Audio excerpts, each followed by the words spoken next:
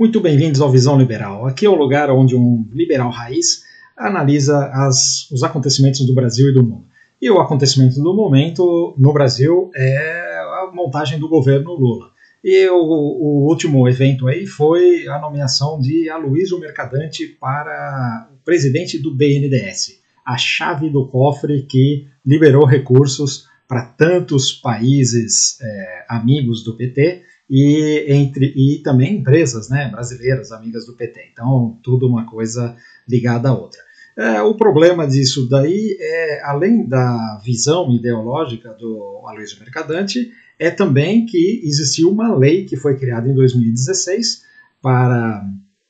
chamada Lei das Estatais, exatamente quando o governo Temer assumiu, para dificultar a roubalheira nas estatais. Então, ele limitava um monte de interferência política nas estatais e, na calada da noite, ontem foi votado uma alteração dessa lei que vai permitir que Aloysio Mercadante assuma esse posto. Então, é mais do que isso e eu queria falar um pouco sobre essa visão. Então, vamos para a notícia.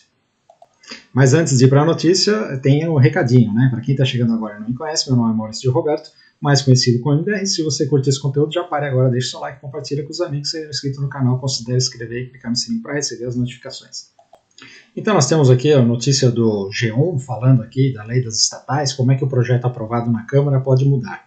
E aí aqui, rolando um pouquinho para baixo, nós vemos a parte aqui, qual que é o cenário político envolvendo essa mudança. Então as mudanças, olha, a principal mudança que a gente tem aqui, na verdade são duas, né? Uma é que existiu uma quarentena de 36 meses, ou seja, 3 anos para qualquer dirigente político ou pessoas envolvidas na campanha política do candidato de assumir um cargo de diretoria em estatal. E isso foi mudado para 30 dias, de 36 meses para 30 dias.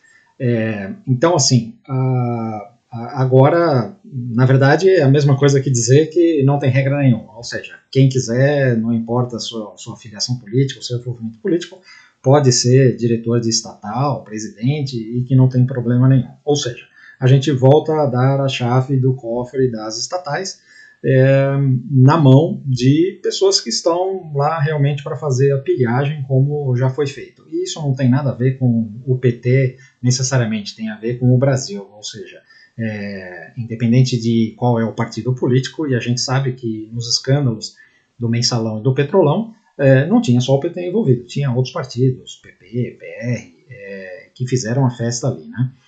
E então isso não quer dizer que é um partido, esse daí é um problema que você precisa colocar amarras e controles no governo, porque o governo ele é feito por pessoas, e as pessoas elas tendem a defender os seus próprios interesses e colocar isso na frente dos interesses da nação.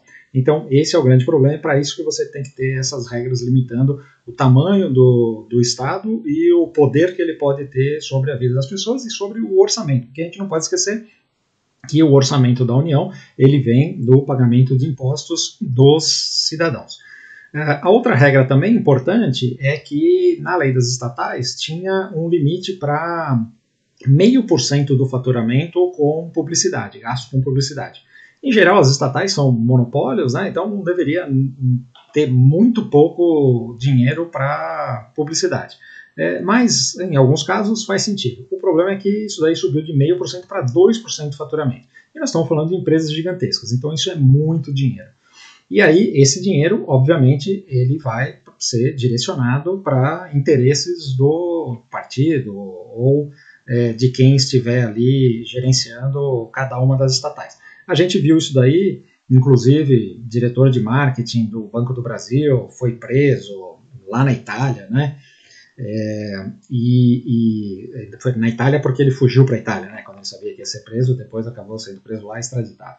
Então, assim, existem inúmeros casos aí que a gente sabe que acontecem. Então, essa verba de publicidade foi aumentada exatamente para jorrar recursos para corrupção. Isso daí não tem o que falar. Quem falar qualquer coisa diferente disso está negando a realidade, tá? Eu não estou fazendo aqui um juízo de valor, eu só estou trabalhando com histórico. Historicamente, todo mundo que põe a mão na grana, ele acaba sendo roubado uma parte, se não todo. Então, isso é muito ruim. E aí, agora eu vou deixar a mensagem final sobre tudo isso. A mensagem final, turma, é que está se desenhando aí, confirmando os maiores temores de qualquer liberal. Então, o liberal, ele preza pelo Estado mínimo possível, né, e o menor intervenção do governo e também de pagamento de impostos, porque, na verdade, uma coisa leva a outra. O que acontece é que, no caso do BNDES especificamente, e aí eu vou falar aqui baseado no histórico do que já aconteceu e no perfil das pessoas que acreditam, continuam acreditando na mesma coisa que foi feito lá atrás.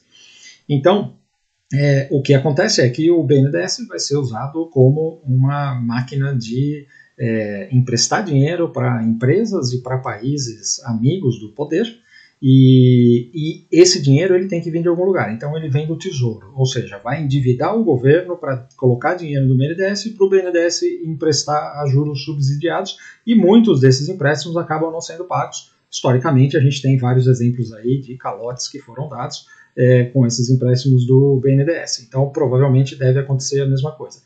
E essa conta vem do pagamento de impostos. Não adianta, todo o dinheiro do Tesouro vem do pagamento de impostos ou de endividamento. As duas coisas são muito ruins para o país. Por quê? Se você tem um déficit, se você usa o dinheiro irresponsavelmente, o que vai acontecer é que você vai ter que aumentar impostos para cobrir o buraco. E isso, uma parte do buraco vai ser coberto por aumento de impostos. A outra parte do buraco vai ser coberto com aumento do endividamento do país. E quanto mais endividamento o país tem, mais difícil é de renovar as suas dívidas. E aí ele tem que pagar mais juros. Então isso na prática significa aumento de juros. O aumento de juros é sentido diretamente por todas as pessoas. Por quê? Porque você paga juros no financiamento da sua casa, no financiamento do seu carro, no crediário para comprar TV, geladeira e tudo mais. Então isso daí impacta direto no bolso do povo. E consequentemente, a gente também tem uma projeção de aumento de inflação. Então, houve uma inflação muito alta por conta do Covid. Essa inflação ela está em tendência de queda e agora com essa potencial gastança que a gente está vendo aí, essa perspectiva de gastança, a inflação provavelmente deve voltar a subir ou no mínimo ficar em patamares altos, entre 5% a 10%. Essa é a perspectiva e é por isso que o mercado está subindo juros, está subindo o dólar e está precificando aí o Ibov para baixo. É simplesmente consequência da expectativa desses anúncios que estão sendo feitos. Tá? Então, assim, sob a visão liberal, são notícias muito ruins aí para o Brasil, tá bom?